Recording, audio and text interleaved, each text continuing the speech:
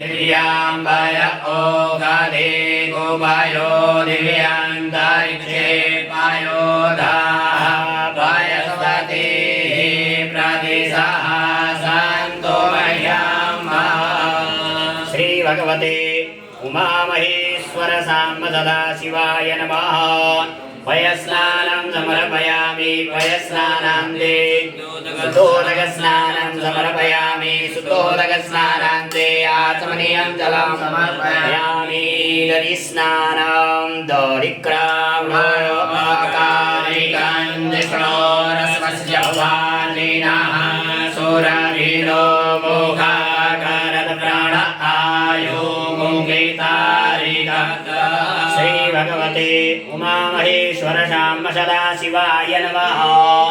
दधिस्नानं समर्पयामि दधिस्नानान्ते शुद्धोदकस्नानं समर्पयामि शुद्धोदकस्नानान्ते आचमनीयं जलं समर्पयामि घृतस्नानं घृतं विमिक्षे घृतमस्यादो निर्घृते श्रितो घृतं वस्यादाम अनुपादमावहमादय स्वस्वाहा घृतं मृगभवक्षि हव्याम् श्री भगवते उमामहेश्वर शाम्ब सदाशिवाय नमः। घृतस्नानं समर्पयामि घृतस्नानान्ते शुद्धोदकस्नानं समर्पयामि शुद्धोदकस्नानान्ते आचमनीयं जलं समर्पयामि मधुक्षाकारिताय ते मधुक्षारान्ते सेन्दवः माधीर्णः सन्तो खदे मधुनक्तमुतो घशो मधुमत्पार्थिवगुं रजः मधुदेवरस्तु नः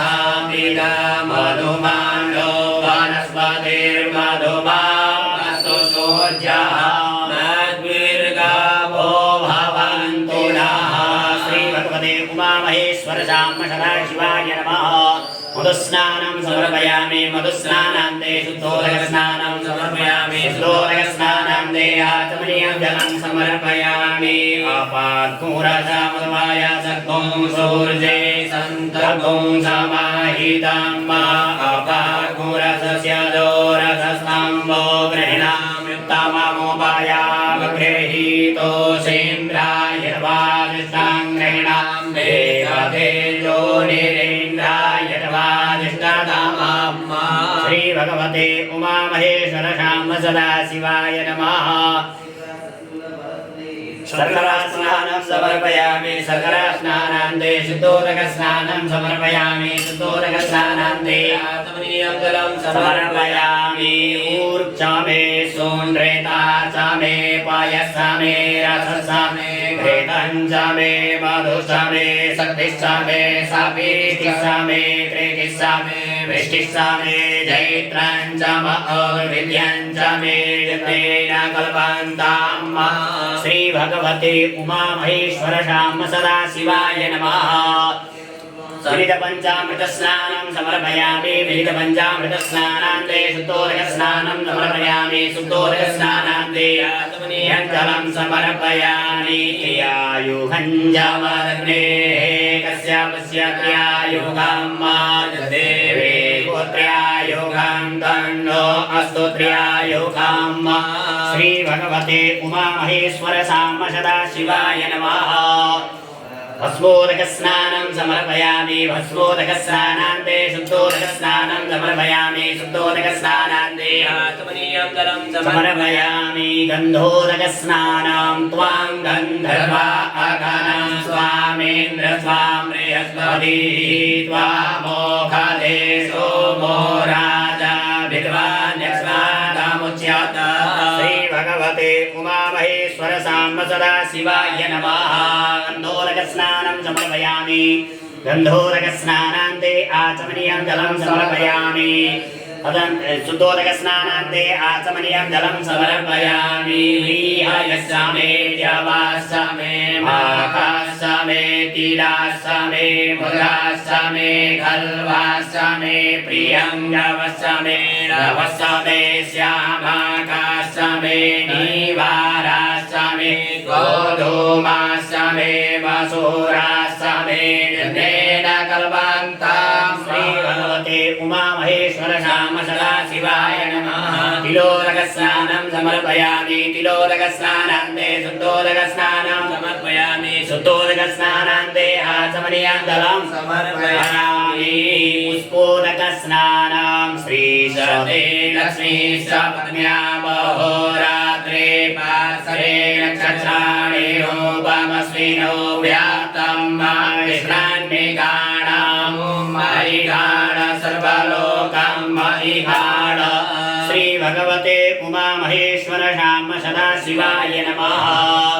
पुष्पोदकस्नानं समर्पयामि पुष्पोदकस्नानान्ते शुद्धोदकस्नानं समर्पयामि तदन्ते आचमनीयं जलं समर्पयामि गर्भोदकस्नानं प्रजापतिश्चरति गर्भे अन्तरजायमानो बहुधा विजायते तस्य योनिं परिपश्यन्ति धीरा तस्मिन् हतस्थुर्भुवनानि विश्वा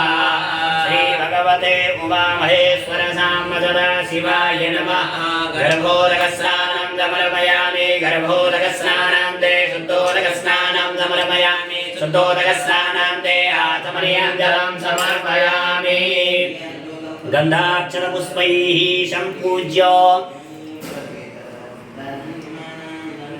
गन्धाक्षतपुष्पै निर्माल्य हस्तप्रक्षालनं पुनः गन्धाक्षतपुष्पैः सम्पूज्य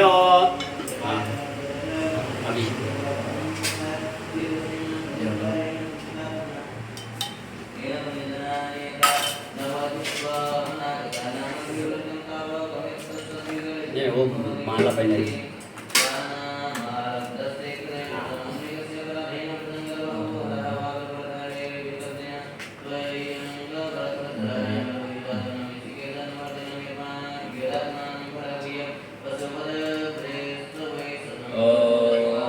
श्री गुरुभ्यो नमः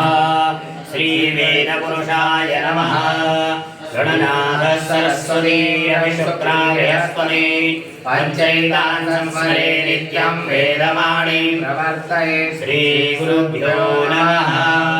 सविता सूर्यनारायणाय नमः याज्ञवल्क्याय नमः हरिः ॐ गणानां त्वा गणपतिं हवामहे प्रियाणां त्वा प्रियपतिं हवामहे निधीनां त्वा निधिपतिं हवामहे वसो मम अहमजानि गर्भधमा त्वमजासि गर्भधम्मा गायत्रे दृष्टुजागर्या दृष्टुसंज्ञा सह बृहद्निहा ककुसो सेवे